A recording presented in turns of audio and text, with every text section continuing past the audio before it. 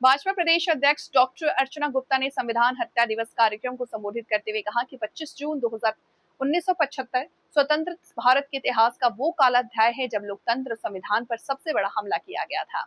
उन्होंने कहा कि आपातकाल के दौरान लोकतंत्र सेनानियों ने भारी यातनाएं सहन की, लेकिन तो लोकतंत्र की लौ को बुझने नहीं दिया। लोकतंत्र सेनानियों के संघर्ष बलिदान के कारण ही देश में लोकतंत्र सुरक्षित रह सका। उन्होंने कहा कि आज का ये कार्यक्रम लोकतंत्र सेनानियों के सम्मान में आयोजित किया गया है। इस मौके पर डॉक्टर मंगल सेन को भी नमन किया। डॉक्टर अर्चना गुप्ता ने लोकतंत्र सेनानी आंदोलन में शामिल रहे सभी संघर्षशील कार्यकर्ताओं को नमन करते हुए कहा, आज का दिन केवल स्मरण का नहीं बल्कि युवा पीढ़ी को जागरूक करने का दिन है।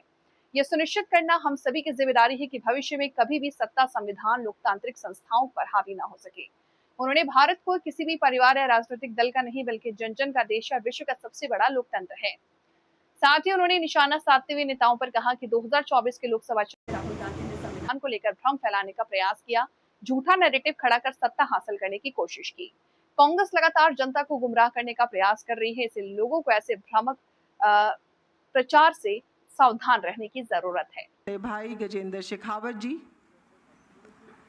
हमारे राष्ट्रीय सचिव भाई ओम प्रकाश धनखड़ जी, इस कार्यक्रम के हरियाणा के संयोजक हमारे राज्यसभा से सांसद भाई संजय भाटिया जी, मंच पर उपस्थित हरियाणा सरकार में कैबिनेट मंत्रीगण, विधायकगण, जिलाध्यक्षगण, प्रदेश के पदाधिकारी गण और हमारे लोकतंत्र के रक्षा सेनानीगण, सबसे पहले मैं सभी लोकतंत्र रक्षा सेनानियों के चरणों में शत शत नमन करती हूं। और आज रोहतक की धरती पर यह कार्यक्रम हो रहा है, तो जो हमारे यहाँ से 7 बार विधायक रहे, जो लोकतंत्र सेनानी रहे, लंबे समय तक 21 महीने के कालखंड में जो इमरजेंसी का था उसमें जेल में बंद रहे, ऐसे डॉक्टर मंगल सेन जी को मैं शत शत प्रणाम करती हूं, उनको मैं श्रद्धांजलि देती हूं। आज हम धन्य हैं इन सब लोकतंत्र सेनानियों के, जिनके संघर्ष की वजह से, जिनके लगातार जिन्होंने अत्याचार सहे लेकिन लोकतंत्र की लौ उन्होंने बुझने नहीं दी, उन सब सेनानियों को हम सभी धन्यवाद करते हैं और आज उनके सम्मान में हमने इस कार्यक्रम का आयोजन किया है। लेकिन आज ये दिन है युवा पीढ़ी के लिए चेतावनी का,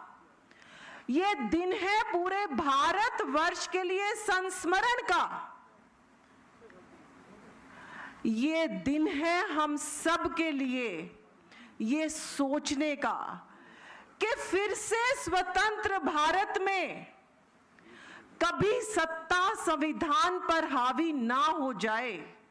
क्योंकि ये भारत एक परिवार का भारत नहीं है, ये भारत एक राजनीतिक पार्टी का भारत नहीं है, ये भारत जन जन का भारत है, ये विश्व का सबसे बड़ा लोकतंत्र हमारा भारत है। तो आज की युवा पीढ़ी इस बात का ख्याल रखे कि आज भी जो भ्रामक प्रचार, जो फॉल्स नैरेटिव संविधान की हत्या का नाम लेकर राहुल गांधी करते हैं, और 2024 का जब लोकतंत्र का चुनाव था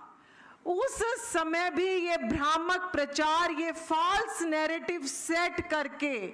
उन्होंने सत्ता में आने की कोशिश करी। भारत की भोली भाली जनता को बार बार झूठ थाली में परोसने की उन्होंने कोशिश करी। आज हम सब के लिए जागने का विषय है कि जब ये सत्ता के लालची लोग, चाहे 1975 में सत्ता में रहने की बात थी और चाहे 2024 के चुनावों में फिर से सत्ता में आने की बात थी, तो आज हम सबको इनके इन फॉल्स नैरेटिव से, इनके इन भ्रामक प्रचारों से हम सब भारत के लोगों को सावधान रहने की आवश्यकता है, क्योंकि ये कांग्रेस के लोग भारत की चिंता कभी नहीं करते। आज ये विदेशी ताकतों के हाथों में बिके हुए हैं। आज ये अगर विदेश के दौरे पर जाते हैं तो वहां भारत को बेच कर आते हैं। ये भारतीय जनता पार्टी का विरोध करते करते, हमारे राष्ट्रीय स्वयंसेवक का विरोध करते करते ये भूल जाते हैं कि ये इस विशाल देश का विरोध कर रहे हैं। अलग अलग समय पर जब दादरी कांड हुआ तो 2015 में इन्होंने फिर से पूरे के पूरे देश में एक भ्रामक प्रचार शुरू किया कि भारतीय जनता पार्टी किसी समुदाय का ख्याल नहीं रख रही। धार्मिक असहिष्णुता का प्रचार इन्होंने किया। एक अवार्ड वापसी आंदोलन पूरे के पूरे भारत में इन्होंने शुरू करा। कोविड की वैक्सीन बनी, पहली बार स्वतंत्र भारत में इतनी बड़ी डोजेस हम वैक्सीन की बना पाए। 200 करोड़ से ज्यादा वैक्सीन अपने देश के लोगों को लगा पाए, लेकिन वो भी इनको हजम नहीं हुआ और इन्होंने प्रचार करना शुरू किया कि वैक्सीन लगेगी तो कहीं ना कहीं नपुंसकता आ जाएगी। तो आज जरूरत है हम भारत की युवा पीढ़ी को, एक एक भारतीय को इन कार्यक्रमों के माध्यम से और अपने सोशल मीडिया के हैंडल्स के माध्यम से और एक जन साधारण में चर्चा करने के माध्यम से कि ये बात घर घर तक जाए, चौपाल चौपाल तक जाए, गली गली में जाए और बस्ती बस्ती में जाए कि ये लोग जो भ्रामक प्रचार करते हैं केवल फिर से सत्ता में आने के लिए करते हैं। तो हम सब आज ये जो काला अध्याय का संस्मरण कर रहे हैं, तो ये हम भारत के हर युवा को, हर भारतीय को जागृत करने के लिए कर रहे हैं कि ये लोग बार बार ये फॉल्स नैरेटिव सेट करने की कोशिश करेंगे, लेकिन जो भारतीय है वो इनके इन भ्रामक प्रचारों में ना आए। और आज सत्य क्या है, भारत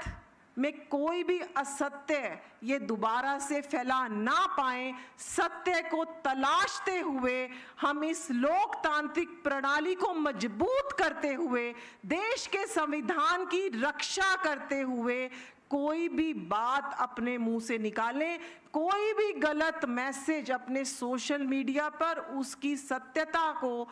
जाने बिना फॉरवर्ड ना करें। क्योंकि अगर हम कभी झूठ को फैलाते हैं उसकी सत्यता को जाने बिना, तो अगर किसी झूठ को 100 बार बोल देते हैं तो वो कहीं ना कहीं सत्य के रूप में स्थापित हो जाता है। तो इसलिए आज आप सभी से मेरी प्रार्थना कि ये विश्व का सबसे बड़ा लोकतंत्र,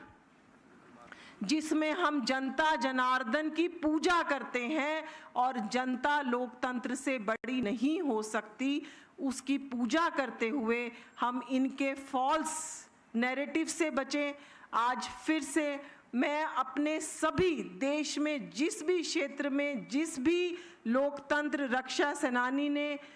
यातनाएं सही, कुछ लोग शहीद हुए, कुछ हमारे सामने बैठे हैं, कुछ अलग अलग कार्यक्रमों में हिस्सा ले रहे हैं, मैं उन सभी लोकतंत्र सेनानियों को हृदय की गहराइयों से शत शत नमन करती हूँ, उनका आभार प्रकट करती हूँ। आज जिस भी अवस्था में वो हैं, फिर भी वो चलकर इस कार्यक्रम में सम्मिलित होने के लिए यहाँ पर आए हैं, इसके लिए भी मैं उन सब का आभार व्यक्त करती हूँ। और आज हमारे बीच गजेंद्र शेखावत जी हरियाणा में रोहतक की धरती पर पधारे हैं, उनका भी मैं आभार व्यक्त करती हूँ। और भाई संजय जी ने इतने विशाल कार्यक्रम का आयोजन किया, उनका भी मैं आभार व्यक्त करती हूँ। जय भारत, जय हिंद, जय हरियाणा।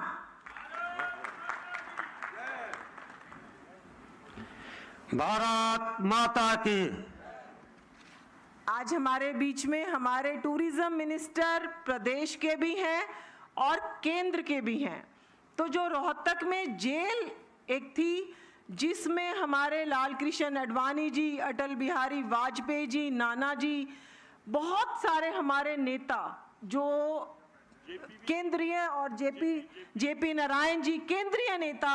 जो पूरे के पूरे भारत में इस आंदोलन को लीड कर रहे थे, वो रोहतक की जेल में बंद थे। उस स्थान को हम एक अनुभव केंद्र के रूप में अपनी राज्य सरकार और केंद्र सरकार के सहयोग से अनुभव केंद्र के रूप में उसको विकसित करेंगे, ताकि आने वाली पीढ़ियों को पता चले कि किस तरीके से तत्कालीन सरकार ने संविधान की हत्या की थी।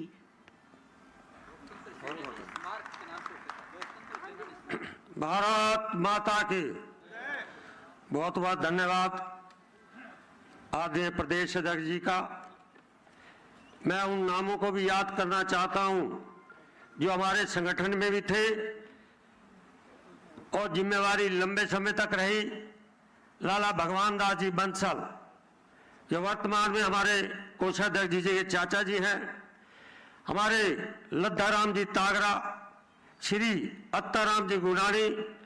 हमारे मदन लाल जी हरजाई, हमारे मजदूरों का नेता